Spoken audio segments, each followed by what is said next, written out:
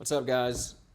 So, looking into just the assets by market cap, gold, Nvidia, Apple, Microsoft, Google, silver, Amazon, Bitcoin, Facebook are doing okay. If you're not sure where you should put some money, and none of this is financial advice, this is just what I look at every day. These assets are growing, and it is a way to make money. It is a way to preserve your savings. However, a lot of these companies are based on the US dollar. And over the past 30 plus years, the purchasing power of the US dollar has continued to depreciate year over year, decade over decade. And yeah, eggs are more expensive, gas is more expensive, cars are more expensive, houses are more expensive. But it seems like we're working harder and not having the same purchasing power because, I mean, it's right in front of our face. Fiat money is printed every day, $465 million a day. So when you look at Bitcoin, you see a different alternative.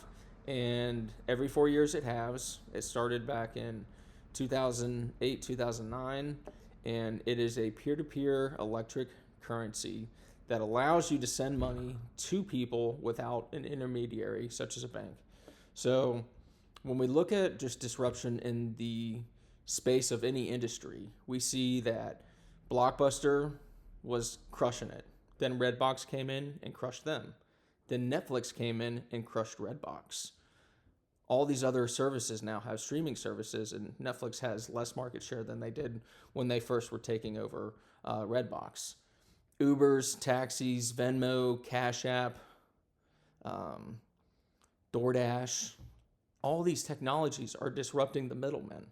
And what I think is happening is there's a middleman disruption in technology-driven electronic money. And I think Bitcoin serves that purpose. And every 4 years it halves, goes up a log. If it goes up a log this time, it's going to be 100K to a million. When we look at Bitcoin, it used to be the same as an iPhone, then a Honda Civic, now a Porsche 911, soon an average house, next a small business, after that an apartment building. Who knows what one Bitcoin will be worth in the future? Back in the day, 15 years ago, 14,000 Bitcoin could be bought for $10. Bitcoin is a result of 40 years of research, development, and demand. If you look at all these companies who are buying Bitcoin, what is going to happen when this becomes the top 1,000 public Bitcoin treasury companies and continues to go up a log from that? ETFs are swallowing up Bitcoin as well.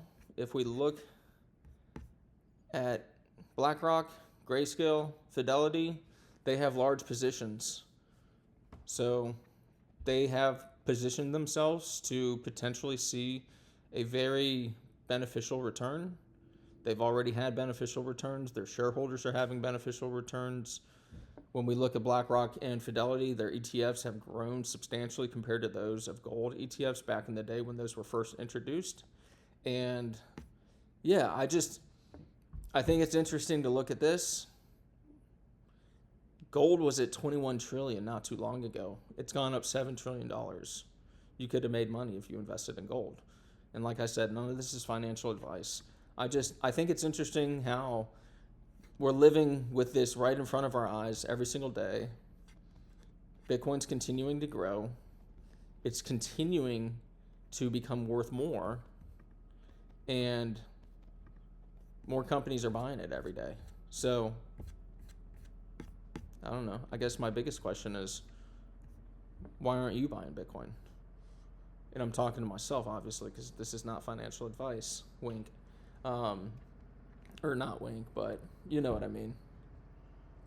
I don't know. I just think I 100% believe in disruption.